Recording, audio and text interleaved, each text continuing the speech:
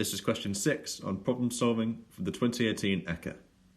So we have an end of season football prize, and so we're asked which of these five players nominated will win, based on the player with the highest number of goals winning, but there are two stipulations. That is, you can't win if you've missed 2 consecutive sessions more than twice, and you can't win if you fail to score a penalty more than twice. And so we're given some data for our 5 players, and so which one is it going to be?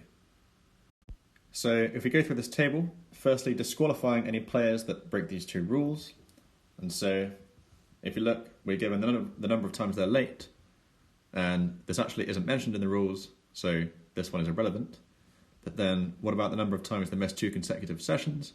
We're told that if they do this more than twice, then they can't win. So who's done it more than twice? That's player E. They've missed 2 consecutive sessions 3 times, so therefore they can't win. Now if we move on, we're told that they can't win if they fail to score a penalty more than twice. And so we're given data for penalties taken and penalties scored.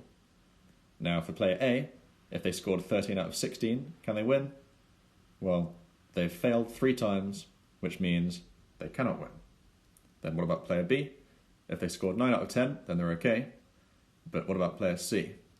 So 9 out of 13 is more than 3 fails, so they cannot win. And with player D, they're on 10 out of 12. And what does this mean? So if they did it twice, but not more than twice, it doesn't say they can't win, so player D is just about okay.